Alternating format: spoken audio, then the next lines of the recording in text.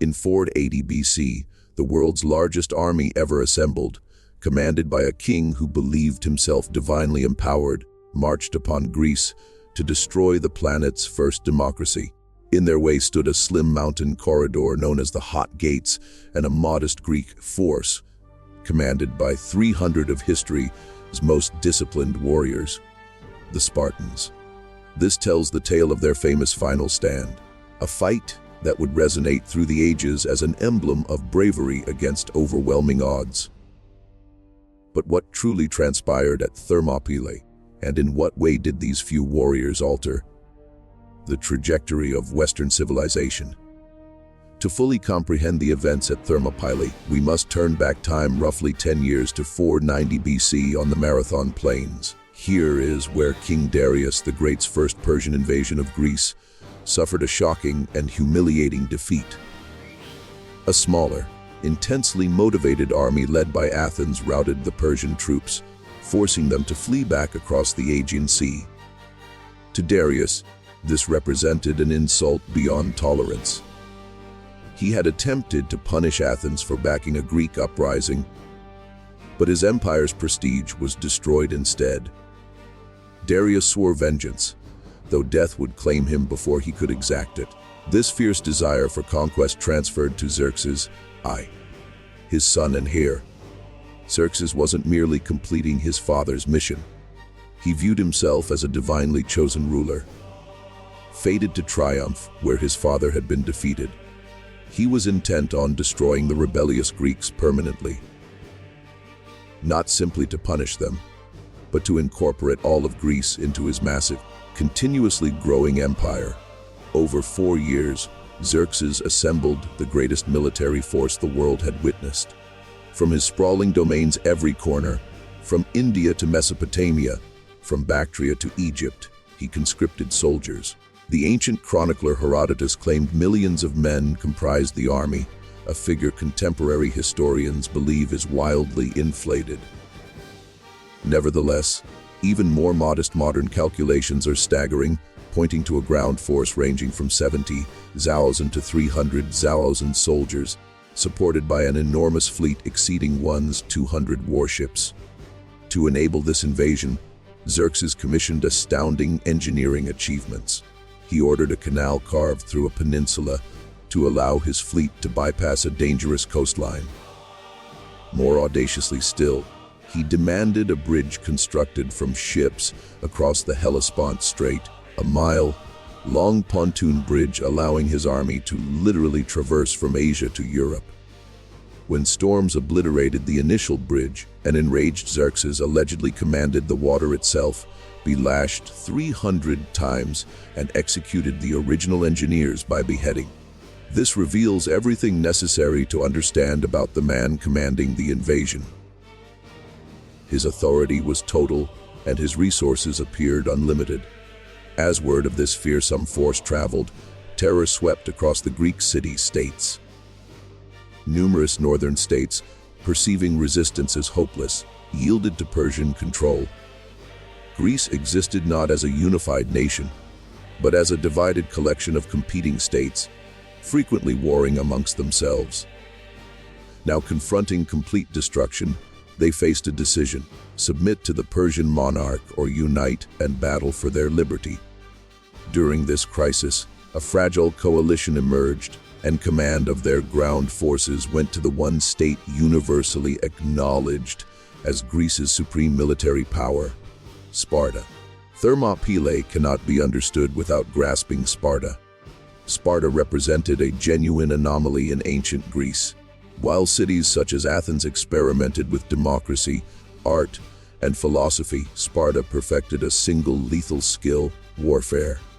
Their complete society functioned as a mechanism engineered to create the world's supreme soldiers. This apparatus was named the agoge.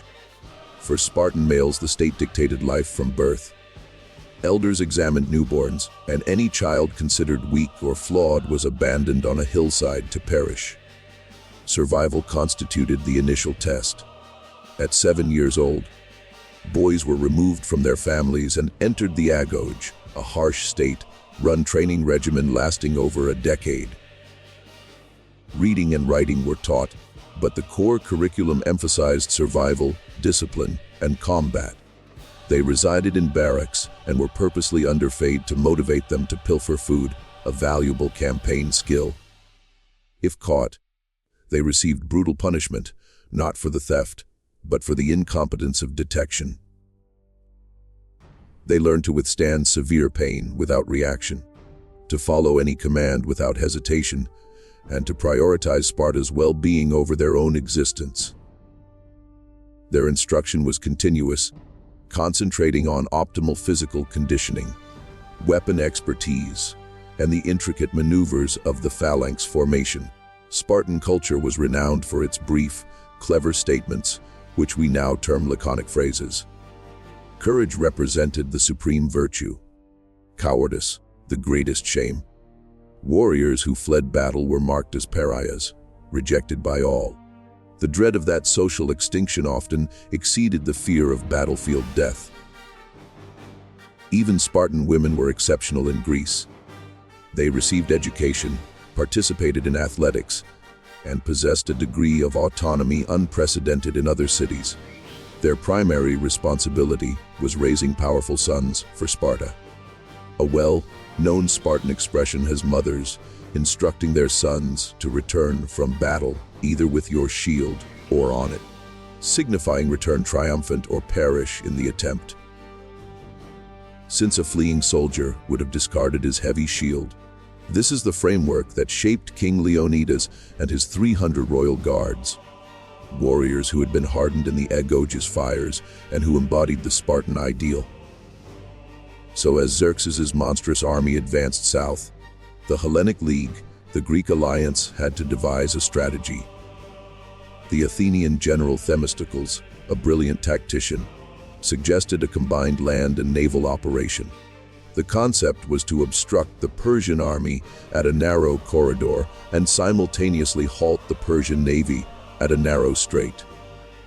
This would stop the fleet from outflanking and resupplying the ground army.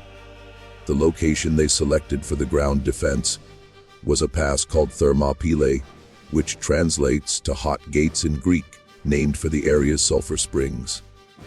Geographically, this was an inspired selection. In 480 BC, the pass was an exceedingly narrow passageway, perhaps only 100 meters wide, compressed between steep mountains and the ocean. This landscape would serve as a force multiplier, neutralizing the Persians' greatest strength, their enormous numbers, and compelling them into a savage frontal engagement on equal footing. The task of defending this pass went to one of Sparta's monarchs, Leonidas. But a complication existed. The invasion occurred during two of Greece's most holy festivals, the Olympic Games and Sparta's own Carnia festival. During the Carnia, Spartan law absolutely prohibited any military engagement. Trapped between sacred legislation and the actual apocalypse of their world, the Spartan council devised a compromise. They couldn't dispatch the entire army, but they would permit Leonidas to advance north immediately with his personal guard of 300 warriors. These weren't ordinary soldiers. They were elite veterans personally selected by Leonidas. Herodotus adds a chilling detail. Leonidas deliberately selected men who had already fathered sons to ensure their family bloodlines wouldn't be eliminated. This implies Leonidas understood this might be a one-way journey. Before departing, Leonidas consulted the oracle at Delphi, Greece's most venerated spiritual authority. The oracle's prophecy was simultaneously terrifying and ambiguous. "Hark, ye men of Sparta of the wide-way streets, either your glorious town shall be sacked by the sons of Perseus, or if that be not, the whole land of Lacedaemon shall mourn the death of a king of the house of Heracles." The meaning was unmistakable. Either Sparta itself would collapse, or a Spartan king must perish. For a man like Leonidas, steeped in the Spartan code of duty and sacrifice, the decision wasn't truly a decision at all. He advanced north toward his fate, collecting allies throughout the journey. By his arrival at Thermopylae, The Greek force numbered around 7,000 men, a mixture of Spartans, Thespians, Thebans, and others. It was a minuscule force to confront an imperial behemoth. But at the narrow hot gates, they would establish their defense. Upon the Greeks' arrival at Thermopylae, they immediately began fortifying their position. They reconstructed an ancient wall, the Phocian Wall, blocking the pass's narrowest section, and deployed their men behind it. This army's core was the hoplites, ancient Greece's heavily armored infantry. A hoplite was the ancient world's equivalent of a tank. He donned a bronze breastplate, bronze leg protectors, and the iconic Corinthian helmet covering his complete head. His primary weapon was a lengthy spear named a doru. And for close quarters fighting, he wielded a short sword, the xyphos. But his most vital equipment was the hoplon, a large circular shield of bronze and wood protecting him from neck to knee. Hoplites battled in a formation termed the phalanx. They positioned themselves shoulder to shoulder, overlapping their shields to form a solid bronze barrier. The warriors in the initial several ranks extended their long spears forward, forming a lethal forest of spear points. A disciplined phalanx, particularly in a confined space where it couldn't be outflanked, was virtually impenetrable. This was the barrier Leonidas intended to employ to halt the Persian army. Before long, the Persian army materialized, an ocean of warriors and cavalry extending to the horizon. King Xerxes established his throne on a neighboring hill to observe the conflict. For 4 days, he took no action. He simply waited. He genuinely believed this small group of warriors would actually yield to him. He dispatched a messenger demanding their capitulation. According to the chronicler Plutarch, Leonidas's response was characteristically brief. "Molon Labe, come and take them." Xerxes was confident the simple sight of his army would send the Greeks fleeing. But the Greeks remained motionless. They serenely oiled their bodies, performed athletic drills, and groomed their long hair, a Spartan tradition before a battle they anticipated they might not survive. Xerxes's forbearance eventually broke. On the 5th day, he commanded the assault. The battle commenced not with a charge, but with an arrow tempest. Xerxes ordered his archers to fire, and Herodotus famously recorded that the arrows were so numerous they obscured the sun. It was at this moment that the Spartan Dinikis supposedly delivered his legendary comment, "Good. Then we will have our battle in the shade." The Greeks simply raised their heavy shields, forming a shell of bronze that effortlessly deflected the arrows. Frustrated, Xerxes deployed his first assault wave of 10,000 infantry, the Maids and Sicians, commanding them to seize the Greeks and deliver them to him. The wave smashed against the Spartan shield barrier. The outcome was a slaughter. The Persian infantry, with their shorter spears and wicker shields, were utterly outmatched. Their shields disintegrated against the bronze hoplons, and their spears were inadequate to reach the Greeks. The Greeks, meanwhile, systematically thrust forward from their phalanx's protection. For the Persians, it resembled charging into a meat grinder. As warriors in the front collapsed, they were crushed by the ranks pushing from behind. The pass rapidly filled with corpses. The Greeks, fighting in shifts to maintain freshness, held their position without yielding an inch. Observing from his throne, Xerxes was incensed. He had hurled thousands of his warriors at the Greeks, and they'd been repelled with terrible casualties, while Greek losses were negligible. The first day was a complete catastrophe for the Persians and a remarkable triumph for Leonidas. They had demonstrated that in the hot gates, narrow confines, superior training and equipment could resist impossible odds. But the day wasn't finished, and Xerxes was preparing to deploy his finest. As the first day concluded, an infuriated Xerxes determined it was time to commit his elite. He summoned his personal royal bodyguard, the legendary force the Greeks named the Immortals. This was a unit of 10,000 of the Persian Empire's finest warriors called Immortals because when a soldier perished or became ill, he was instantly replaced, generating the impression of an invincible, eternal unit. These were professional warriors, better equipped than the standard infantry. They were a terrifying sight advancing into the pass, their armor gleaming. Xerxes was certain that where the others had been defeated, his Immortals would prevail. He was mistaken. The Immortals assaulted the Greek line with organized fury, but the outcome was identical. They couldn't shatter the phalanx. Throughout the engagement, the Greeks introduced a new strategy, the feigned withdrawal. The phalanx would simulate breaking and fleeing, deceiving the Persians into a chaotic pursuit. Then on command, the Greeks would abruptly pivot, instantly reform their shield wall, and massacre the surprised and overextended enemy. Herodotus relates that Xerxes literally leaped from his throne 3 times in exasperation as he witnessed even his most elite forces get slaughtered. The pass was a slaughterhouse filled with his finest warriors' bodies. By the second day's conclusion, the Persians had sustained thousands of losses. While the Greek line remained intact, the Persian army's morale was plummeting. It appeared the Greek position was impregnable. For 2 complete days, approximately 7,000 men had resisted an army exceeding 100,000. Leonidas's tactics were functioning flawlessly. But as the Greeks recuperated, a figure appeared from the darkness. A man whose identity would become synonymous with treachery for all of history. The man's identity was Ephialtes. He was a local resident who understood the Thermopylae mountains intimately.